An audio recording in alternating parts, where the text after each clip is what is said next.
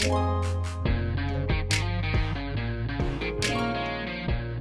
guys, it's your favorite redheads, Alyssa And Hannah. and we are so excited to be here with you. And Hannah, I think I'm coming down with something. Ooh, that's not good. Could it be Main character syndrome. So let's talk about main character syndrome, shall we? So the definition is a fantastic term describing a person who thinks they are the protagonist of any situation they are in.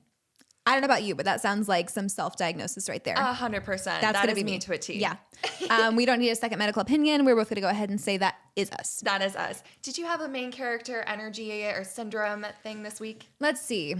As far as main character moments, I had a really good one in Vegas this week because I did just get back from, Sin City. My husband turned 30 this past weekend. Ooh, so happy birthday, Austin. Happy birthday, Austin. And we, of course, jetted off to his favorite place, which is going to be Las Vegas. Uh-huh. It's just hard not to have a main character moment in Las Vegas, especially considering my favorite pieces of media are set. At least two of my favorite movies, Now You See Me, 1 and 2, favorite movies, set in Vegas, and 21, which is based on my favorite book, which is actually a nonfiction-ish book. It's based on a true story called Bringing Down the House.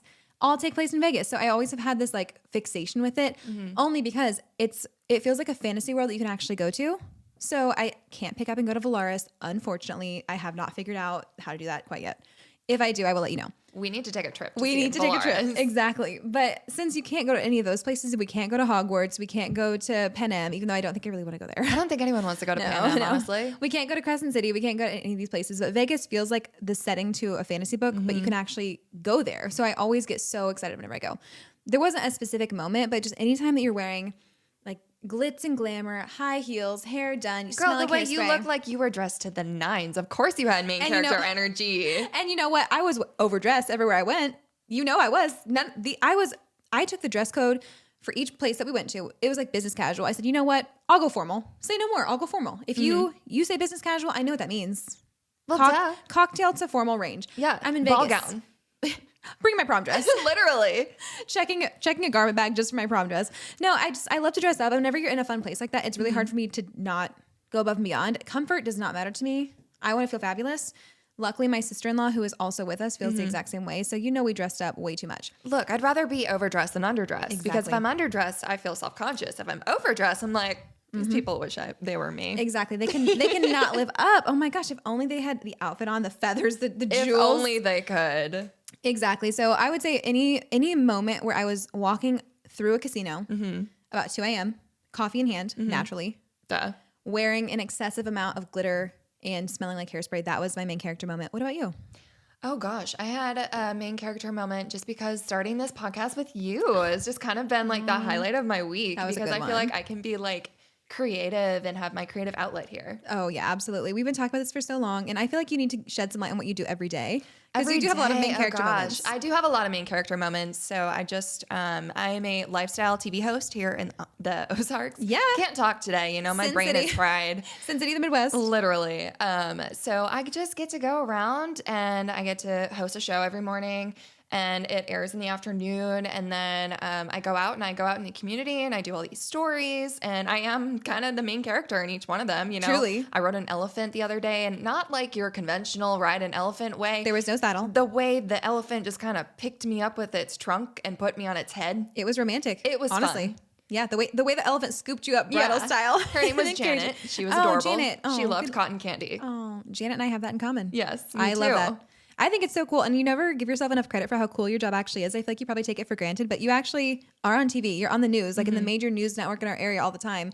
And I always joke that like I'm friends with a celebrity because she actually is on TV every single day. And I just think it's the coolest thing ever. So she has plenty of main character moments. And if she does not brag on herself, you know that I will brag on her. Well, talk about this girl. Oh my gosh, she's always glitz and glamour with her social media management. Me dressed like a boy right now. Oh, stop it. You always, I tell everybody she could wear a paper bag and still pull it off. You know what? One day I'll put that theory to the test whenever I find a paper bag that's big enough. to fit my Yeah, body well, into. Vogue is going to call you for their next Oh modeling. my gosh. As soon as they start calling 5'3" girls, I'm in.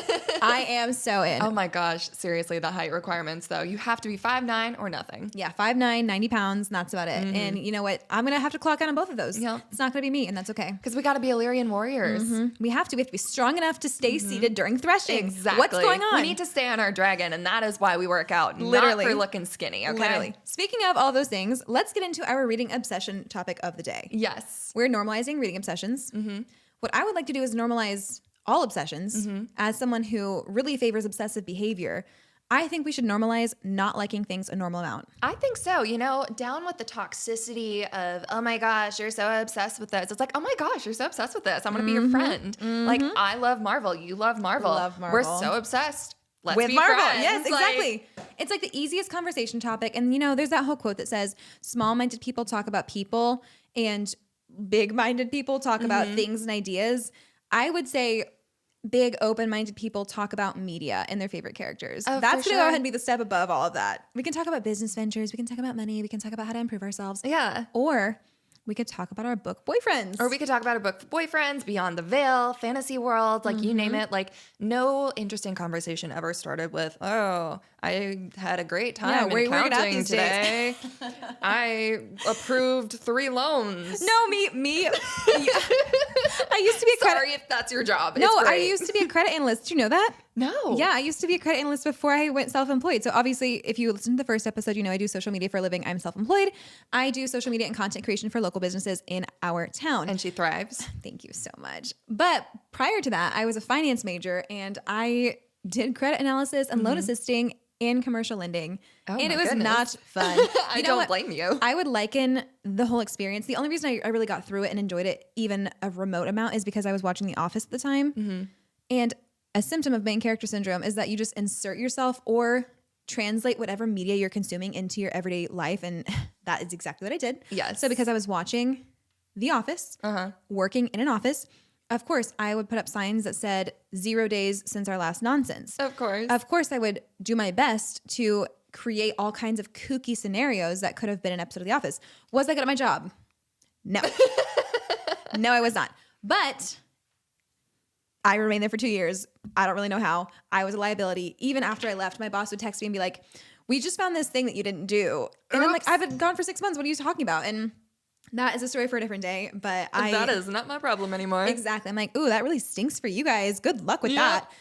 One time, whenever we were doing the PPP, which is a paycheck protection program, Yep. which is like the COVID economic stimulus, whatever, for businesses, we had to put all these loans into production very heavily. And I don't even know if I should say this, but we had all these loans to process very, very quickly. And we had little to no guidance on what to do. And what people forget with banking is that a lot of it is just reliant on human accuracy, which is not foolproof. No. And I am a fool at times. So I'm like keying in on my numbers. And just for the record, the system that we used to use looked like this DOS computer system from the War Games movie of the 1980s. So I'm putting everything in, I'm typing, I'm tabbing through. And again, we've been working like these 12-hour days after hours. Long story short, I'm going too fast. I put 70 grand in the wrong account. Hannah. But listen, it was the government's money, okay? Oh, girl. We fixed it. We fixed it really quickly. Good deal. And we could, nullify the transaction, keep it from going through. But if that person happened to be refreshing their bank account at that given time, they would have seen $70,000 go into their account and then promptly disappear right afterwards. Yeah. But I'm telling you, my heart fell out of my body. I bet. I was like typing away. I'm in the mode. Look down. I'm like panicked. What number is that? Panicked. Yeah. So needless to say, I don't work in finance anymore. For the best. It's okay. Yeah. Honestly, I think you thrive in social media. Thank you. And there's a reason, I took accounting in college and I absolutely hated it. Yeah. And so there's a reason why we do what we do. Yes. It's because we thrive in different situations. We like offer I strengths. wouldn't be great in a cubicle sitting and staring at a screen all day. Instead, I'm doing something creative. You know what? And if my accountant weren't exactly who he is, I would be 6 feet under. I would not. Oh, I would know. not be There okay. are some people that are so good at their jobs. And we are so thankful for them. And we are so thankful, and So we are not harping on anybody No. or dissing any jobs. Every job is important. It's just not for us. yeah, I'm not cut out for it. I couldn't do it, and nobody wants me to do it. That's the most important thing. Yeah. You We'll want- be main characters and the creative side. Yeah, of you things. need me behind an iPhone, and that's about it. Yeah, you can be the main characters of accounting. Yes, absolutely. Please do. Please stay. What are your obsessions like throughout time? Can you take me through like a brief history of things that you've liked more than a normal amount? Brief history. Okay, so let's see. I was obsessed with Hunger Games. Of course. Like obsessed. Like Books and movies? Books and movies. Okay. Books because I read all the books, and then once I was starting to kind of get away from the obsession of Hunger Games because no new books came out, Right. then the movies came out, and I was like, well, god dang it. Yep. I guess Here we're we gonna go do this again. Here we go again. And so we're doing the midnight releases. We're rewatching all the movies. Yep. We're reading all the books before we watch the other movies. Of course, you have to. And then the last movie comes out, and you're rewatching all the movies again, Parts and it's one, like you part are two. stuck in the world of Panem Yeah. forever. Yeah. Panem for now, Panem forever. Yeah, You have to. can't whistle, but Yeah, me either. you can think of what that Yeah. sounds like. You know what? If I thought I would remember, I would say I'm going to put the audio in. We won't. Oh, Guess no. what? I will do it. What else? Oh gosh, so it went Hunger Games, and then I think it went honestly straight to like Fourth Wing and ACOTAR. Hunger Games was strong. like the big one in high school. Like not even Yeah. Harry Potter, not Twilight, Hunger Games. That's really impressive. Like that was my thing. I feel like you have a more mature sense of media because I went from books to movies. Oh yeah. And then I came back to books, but I still have like one foot in movie land. So for me, it was Harry Potter. That was like my first big obsession. Then I moved into, I think it was Lord of the Rings, the movies. Oh. Yeah. Oh, well, Maximum Ride, of course. I already talked about that. But Yeah. that was so isolated. I feel like there was no other fans out there. Like there were some things online, but like there really wasn't that much fan art. And I just felt like it was more niche. I had to make my best friend in 5th grade read it with me so I could talk to another human about it. Just no one else really cared. And it wasn't quite as prevalent online as I wanted it to be, especially coming off of Harry Potter. I was so spoiled with like, you watch it, then there's Potter Puppet Pals, there's all these fan fictions, there's Oh, edits, yeah. there's fan art, and there's movies and everything. And then I went to the series that I felt equally as in love with, but there was nothing to consume. So I was just like, guess I'll find something else. Once that obsession passed, it was Lord of the Rings. I was so into those. I read The Hobbit. It was a drag. I hate to say it. I would love to be the kind of person that could say, I read The Hobbit and I just thought it was so literary and fulfilling and it was just the most beautiful work of art. No, it was a snooze and it was hard to didn't read. There were read it. so many titles. There were so many names. I read it only because my obsession was that great. And you will go to some lengths when you're obsessed. I know our fangirl listeners understand this. You will watch the worst movies for actors that you have a crush on. You will. You will read the most grammatically incorrect asinine fan fictions. Oh my god. When you're obsessed with something. Yes. So that was me with The Hobbit. And I know it's a beautiful work of art. It just was not my cup of tea. It was just too hard to digest at the age that I was trying to read it at. And I have not wanted to ever pick it back up. I Oh, won't lie. you know what? That reminds me. I Yes. did read fan fiction for Game of Thrones because I hated the ending. Oh, yeah. That is so understandable. So I found a fan fiction for Game of Thrones And and, you're like, how it that's was canon. supposed to end Yeah. was Daenerys and Jon Snow were supposed to ride off into Spoiler. the sunset together. Yep. Because the way that they did Dany, they did her dirty. I I won't agree. go into it because that'll be a TED Talk for Listen, me. I'm a Dany apologist. Even with how it ended, she did nothing wrong. She did nothing wrong. She was a badass. I support women's rights and women's wrongs. 100%. And I support every wrong that she made, okay? Did she need to burn down an entire village? Probably not. No. Do I understand where she was coming from? Yeah. Yeah, I can see it. You It's know called what? rage. Would We I all have it. Would I have done the same thing? No comment. No. But do I support her? Yes. Yes. Yes. Yes. And we're gonna come back to that because Jon Snow is actually my fan cast for Hunt Athalar. So Oh, we're gonna come back to that because I got okay. some pins I have to show you on my Pinterest board, and that is actually the reason that I was able to make it through the first 200 pages of Crescent City was because I was picturing him. Oh my gosh. So, I have to think of who I thought Hunt Athalar was because it wasn't him, but it was, gosh darn, what is it? Elevator music. That's Jeopardy. Listen. We'll come back to that Yeah. for Hunt Athalar. But I thought, did you ever watch Shadowhunters? No. So there's one character who plays, I think his name is Alex. Let's look here as I kind of search on my cell phone. Shadowhunter. Anyways, there's this guy who looks just like maybe an Azrael that I would fan cast for him. I'm gonna need to know. So For me, Azrael is going to be, what's his name? Daddario. What's his name? Is it Alexander? No. It's that guy that everyone's casting as him. I mean, everyone knows who I'm talking about. It's like the Paramount fan cast.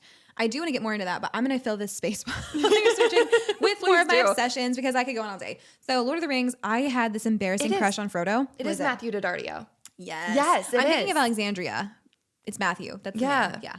Sorry for confusing everyone. No, I respect you both as actors. Oh, he would be a perfect Asriel. He would be such a good Asriel, yes. And then Jason Momoa would be a good Cassian. Obviously, that's clearly who I pictured for sure. Even though I think he's maybe a little bit old for Cassian, but come on, he's like 500, so surely he could pass, right?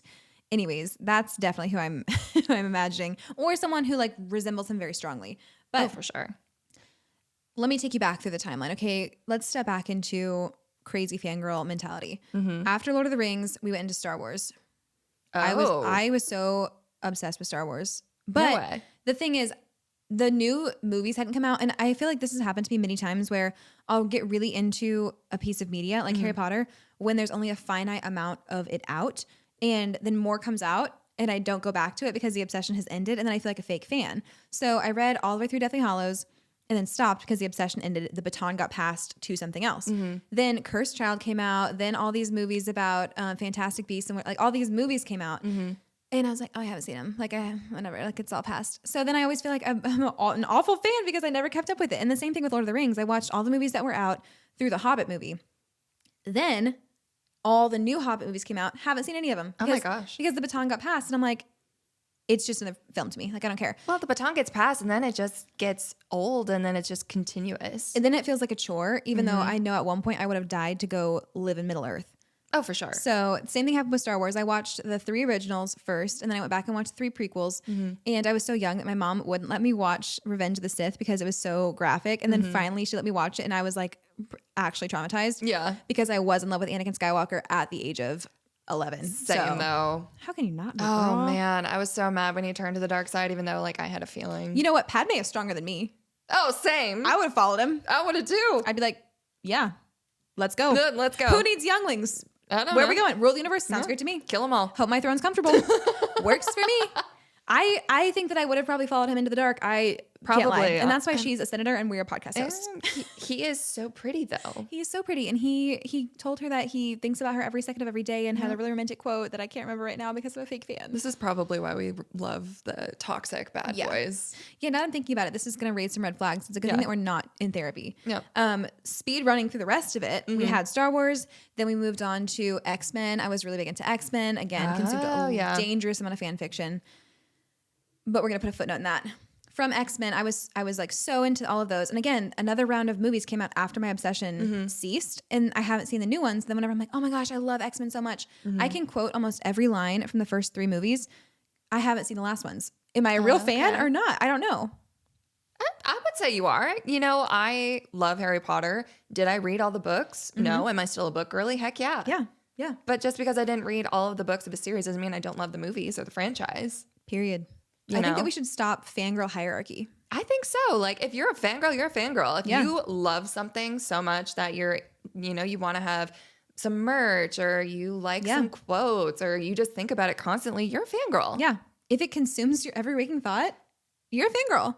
And it doesn't matter if you own all the like limited edition covers, if you're a Kindle girl or a paperback girl, if you follow all these blogs, if you listen to the podcast, it doesn't matter. If you spent that $400 on that Fourth Wing first edition, which we all know. Oof.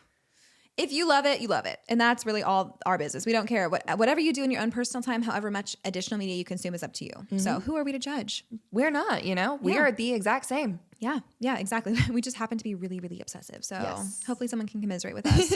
But to bring it full circle, I don't think there was an obsession for me between X-Men. I think I tabled things for a while because I was out living life. I think I got a boyfriend. So I was like 16, living life, feeling good. Then I moved on. Fast forward to getting into the Avengers movies. I was like, this is my personality. Of course. I am a Disney adult in the sense that I am so into Marvel. This has been a year-long obsession. I think first it was Spider-Man. It was just Spider-Man, all of the movies, and that kind of transitioned me into Marvel as a whole. That is another thing that you and I have a shared love for. And that's had me really by the throat for about 2 years now. Oh, for sure. And I got into ACOTAR last October, and then that has just really toppled me down the hill. It's really like ignited the fangirl fire too, because while we're talking about movies, I loved The Hunger Games. My whole personality in high school was Gossip Girl. I fully believed I was Serena van der Woodson. And you are. And I feel like And who's going to say you're not? main character syndrome, I tell you what. You know what is just bigotry at its fullest extent is that there's no redheads in Gossip Girl. I know. Severe underrepresentation. So we're not going to get into that. Serena could have been with like one of the shades of hair Yeah. that she had in like an episode or two. And I was like, she could be. And you're like, okay, let's She could be get into it. strawberry blonde. Honestly, that was a cultural reset. There's so many references. I feel like that show shaped my style personality in so many ways. I've always been more of a Blair girl. Yeah, she's really she's honestly a Nesta if you think about it. Yeah. Yeah, there's a lot of parallels we could draw from that one, but I just loved her so much and I felt like she was so misunderstood. Her love story with Chuck, one of the best. Loved it. One of the best things in pop culture. Was it toxic? Oh, Yes. absolutely. But were they soulmates? Were they soulmates? Yeah. Absolutely. Obviously, they were soulmates. So those have been our obsessions in a nutshell. We could do probably an individual deep dive. Oh, for sure. On all Iron of Man. Ugh. Obsessed. Yeah, I love you 3000. I don't know if I want him to be like my actual father or if I'm in love with him. I really can't tell. I think both. I think Freud would have a lot to say about that, but yeah, I agree. I don't know. I mean, you can't pick. It's like he has this strong, like cool dad energy. Maybe cool uncle, but like cool Yeah. dad energy. Especially his relationship with Peter Parker, like throughout the series. Oh my gosh, that was so cute. But also I'm in love with him. Oh, yeah. But also he and Pepper are my mom and my dad. But also Robert Downey Jr. Daddy. Oh, amazing. You know how it's so conflicting? Yeah. Maybe I should call my therapist. Also, he just won an Oscar. So, Yeah, like, good for him. And his whole personality and redemption arc, I think, is just so amazing and such a success story for him to have gone through all of that and come out so successful. And I think he deserves every bit of it. He's so talented. He single-handedly fathered the entire MCU, and you can't change my mind. Also, spoiler, how dare you, Marvel? How dare you kill him off? I know. How dare you? I am so conflicted about that because I was devastated whenever it happened. But I Everybody also- in the theater was bawling. Oh yeah, and like I said in the first episode, if I need to feel something, I will watch that theater reaction and sob. I don't care if it's broad daylight on a Wednesday at 2 p.m. If I watch the theater reaction to Endgame when he snaps his fingers at the very end, I will sob. I will ugly cry, like shaking. Body is being racked by sobs. Yep, Yes. the whole time. But I think that if he hadn't given his life, spoiler for humanity, then it wouldn't have been like the full arc that we all wanted to see him have. Yeah. you know. He did go out with a bang. With a snap. Yeah, He with went a out with snap. But still, I feel like it was just the most beautiful thing. And while I think that there's some validity to the argument that the MCU died with him, I still think that it had to happen. He can only be in so many movies. And we've all seen pieces of media where they try and drag it out for so long just to make another buck and it doesn't go anywhere. And then you cheapen the whole character, which is Yeah. sad to say, kind of what has happened to the MCU right now. But Going back to books while Yeah. we're talking about that. So obviously when we were younger, reading was nerdy. You know, if Yeah. you were reading, you were a book nerd. You were uncool. You were just kind of weird. I Yes. was weird. I was weird. I was weird. I always had my nose in a book. And I would not go in a on weird- vacation and not lock myself in the bathroom, but my Probably parents would wanted go to to. bed and Yes. it would be like midnight and I'm like, but I'm reading this book and the chapter is good. And you'd have so to have, I like, a go book in light. the bathroom Yep. and I read it for like 2 hours. And that was the height of rebellion as a kid, is that you would sneak your book light under your covers It and be reading, and then your was. parents come in and you have to hide your book under your pillow so that no one would know. And the Yes. next day you're so exhausted. I would even bring a book to restaurants because I was so antisocial and shy whenever I was a kid. I know I talk nonstop now, but it's because I'm catching up from all of the years that I just didn't speak because I was so painfully shy. and it's called character growth. And that's called character growth. Exactly. Thank you for bringing attention to my character You're arc. welcome. But I would even bring books when we would go out to eat or go to my brother's baseball games because my brother was like Mr. Popular, so athletic, and all of these things. So I would get dragged to his sporting events all my life, and I would always have a book, and I would always be sitting like under a blanket so I could like have the perfect reading light and no glare on my pages, so I could read. It was like my constant companion. It was my additional limb. Is to always have a book. That was my comfort item. 100%. I was the same way. You know, I didn't sneak out of the house, but I would sneak a book. Yep. And your parents probably like, whatever. If she's going to do that, like, what can we do? Literally. They're At like, least it's not drugs. Alyssa, put the book down. Yep. We're on vacation. It's like, but I really like this book. Meanwhile, they're probably like, oh my gosh, our daughter is so wholesome. She's reading all the time. Meanwhile, it's like fiction, fantasy. Yep. And they're like, she is so smart. Like her reading level is at a college level. She's only 9 years old. It's amazing. Meanwhile, on the family computer, I'm reading Hermione fan fictions that are so Literally. far beyond my comprehension level and so far beyond the maturity of what I should have been reading at that age. And they're like, oh, she's just so smart. She's just so passionate about her books. I was passionate about something. Yeah, I was passionate about vampires. And it was Draco but- Malfoy. Yeah, seriously. But you know what? Character growth. Character Like growth, you said. you know? And that's who we are today. That's who we are today. I just feel like it's nice to see it come full circle and for it to be mainstream again. Do you feel like you're bitter at all that it became cool after you I'm went through all not this? bitter. I do wish that like people weren't so judgmental back then, and now people are a little bit more open-minded, and now book talk has exploded over the internet. Wow. Speaking of which, I mentioned I was in Vegas this past weekend, and I made this TikTok that got like 50,000 views, which of course we had just talked about how we were in 200 view jail. Oh my gosh, that is a topic. I will go on a rant about that. Yeah, we can't, because I'll actually start crying. Whenever you post like the most beautiful, it's like comedic gold TikTok. Yes. 200 views. I'm like, yeah, and you put so much hard work into it. I'm like, I know this is a certified banger, and it's gonna get 251 views, and that's it. Yeah, not salty at all. But this one in particular happened to break out of jail. And it was basically my sister-in-law and I, like a clip of us walking. And it says, there are 2 reasons that we're not afraid to walk around Vegas at night. Then it flips around, cuts to a shot of my husband and my brother-in-law walking down the hallway at this casino. And it says, our ex-D1 athlete husbands, parentheses, 6'3" and 6'7", goes viral, semi-viral.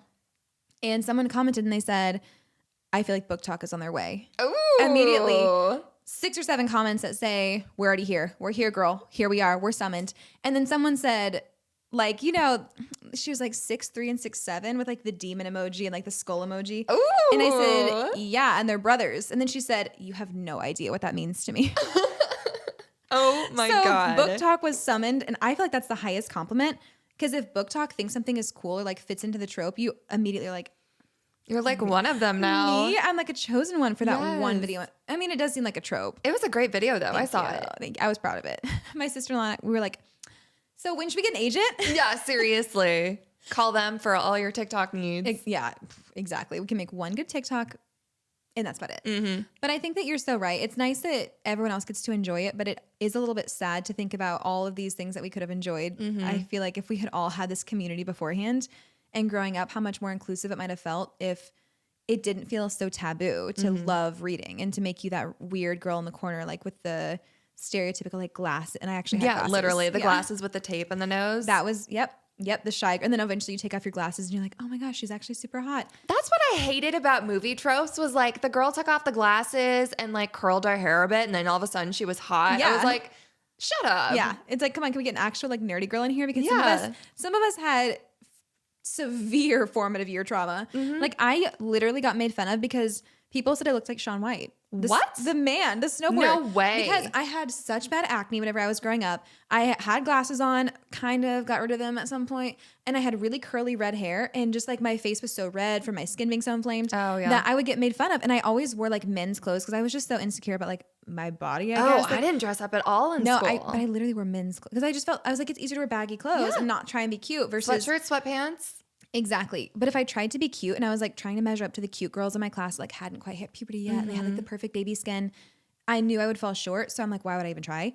So then I used to get made fun of for looking like Shaun White. And then I watched these teen movies and the girl who's nerdy and reading is just like flawless, adorable, petite, so cute, perfect hair, but she has glasses on because God forbid. Yeah, because she's so ugly with glasses on. I'm like, some of us were actually ugly. Like, oh my God, take off your glasses. Oh, you're so beautiful. Oh, I hate it's that. Like, why couldn't I have seen that before? It's like rude. It's just like in the Cinderella story movie where she has the mask on and he's like, I don't know who she is. No. Oh my God, that gets me every time. I'm like, you don't know this woman from just having a piece of fabric over her eyes. Even though low key, that's Steve Rogers, Bucky Barnes. Like he has a mask on and he's like, I don't know this man. He takes his mask off and he's like, Bucky? Yeah. It's like, come on, that is your bestie. He still had his mouth covered though. I do know that he thought he was dead. That probably plays a part in why he didn't realize it. But yeah, wow. I'm like, come on, that's your soulmate. Low-key, I ship Steve and Bucky. No?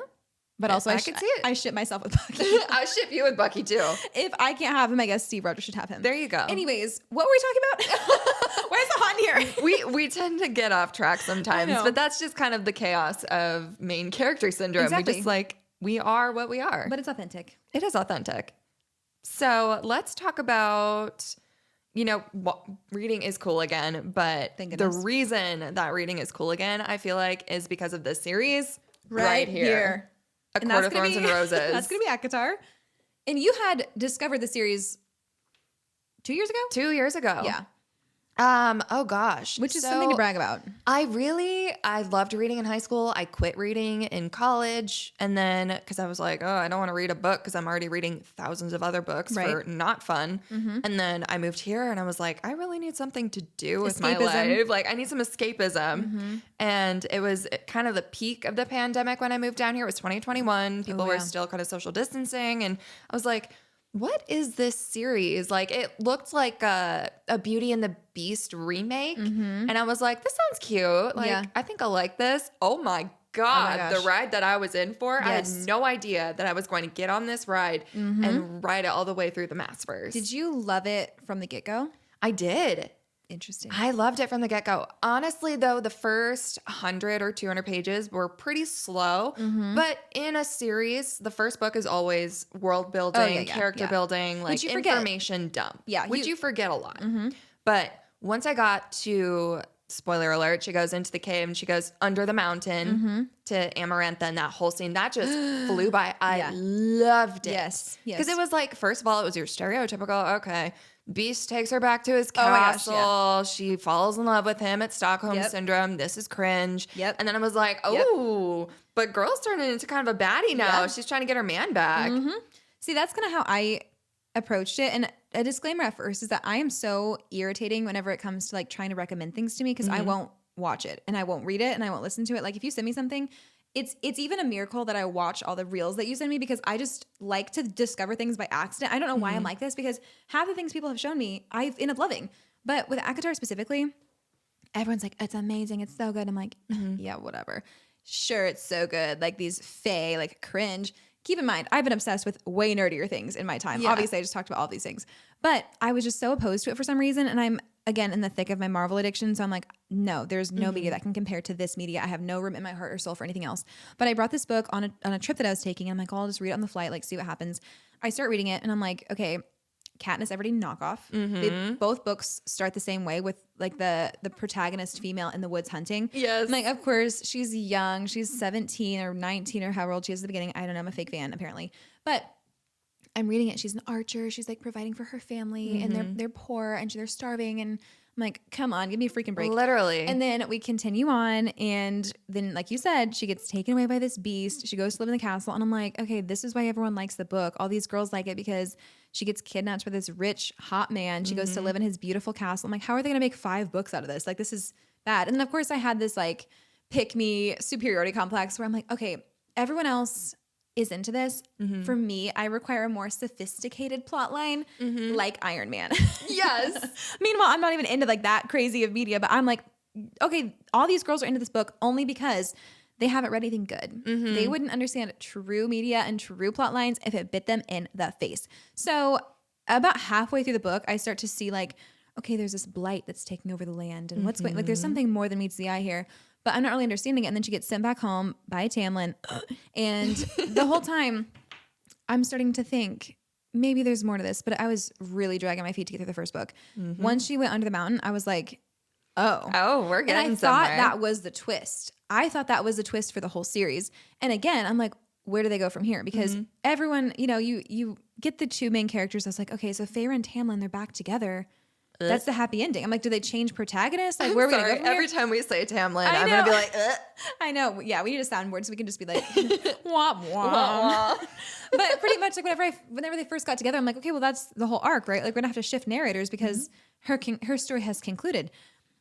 Honey. No. Honey. Buckle up, Buttercup. You are going for a ride. I know. And it was so crazy. I don't know if we want to get into Mist and Fury quite yet. Oh, no. We'll save that for another day because thoughts. I have so many thoughts. Yeah. So let's go back to A Court of Thorns and Roses. What would you like to take over? Where should we begin? Oh, gosh. I think we need to save a lot of that for chapter 3. Yes, but yes. I do have to say A Court of Thorns and Roses was my gateway to fantasy. Yeah, it is. It truly feels like it's easy to digest. It is a little slower start if you are apparently stuck up like me. But I tell everyone, like, you have to trust the process. Like, and I've seen this play out on TikTok now that I'm fully entrenched in Book Talk and ACOTAR. Oh, I know. It's like a lifestyle now. Yes, and people start to read it. And there was that poor girl that got the Tamlin tattoo. Oh, we gotta talk about that poor girl.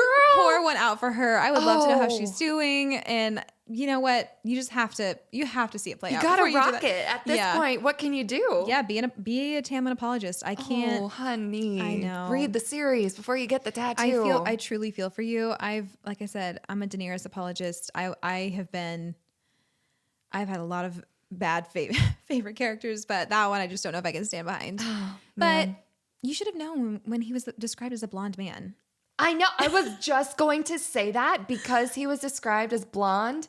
I was like, he's not going to be it. That's it. I don't know. It's nothing against blonde men, but I think like full of dark hair, darker skin, like tan, tall, handsome. That is the main man It just for me. seems like it's one of those things in movies. You're like, you know, he's a villain if he's blonde. You know he is. But you know he's a villain if he's dark haired as well.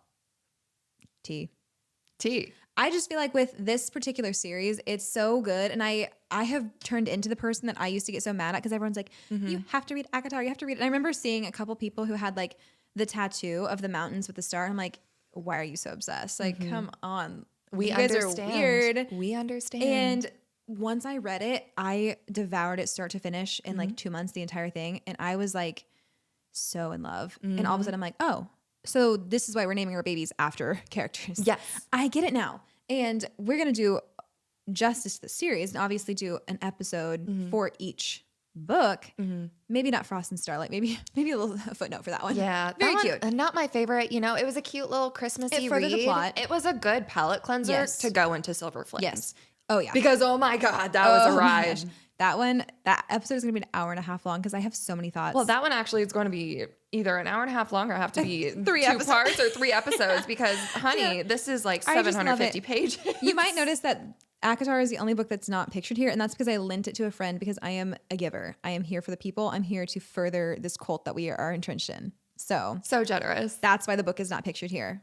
It's okay. You know, we have the rest of the series that we'll be talking about. We have the rest of most it. important ones, which is my favorite, Mist and Fury. You know what? I think that Wings and Ruin is my favorite. Is it? Silver Flames is my all-time favorite, but of Feyre being the narrator, that is my favorite book. And everyone kind of said like, oh, Mist and Fury is like the best one, which I get. I love a slow burn. I'm rereading it right now and I do love it.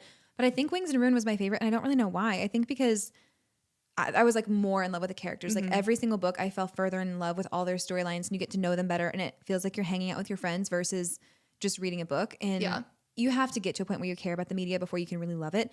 So by the point of reading Wings and Ruin, I was so enamored with all of them. I'm like, I'm in the friend group. No, 100%. I get where you're coming from. Yep. You are part of the House of Wind. I am. I actually live there, in case you didn't know. Oh, I same. have to go back. We're roommates. After us in the house. Yeah. That was the hardest thing for me. After I read Silver Flames, and I went and read Fourth Wing and Iron Flame back to back, I was like, do I want a legendary battle dragon or do I want a sentient house? I'm gonna go with both, but I'm gonna go with dragon. I was gonna go with the house. Maybe I'm just a homebody. I don't What know. about you get the house, I get the dragon, and then we can We could, fly like, the split dragon custody? up to the house. Oh my gosh, so convenient. There we go. Best of both worlds. Women in STEM. I love it. On that note, guys, thank you so much for joining us. We're gonna leave you with some parting words because we love everybody here, and to the readers who listen, And the dreams that are answered.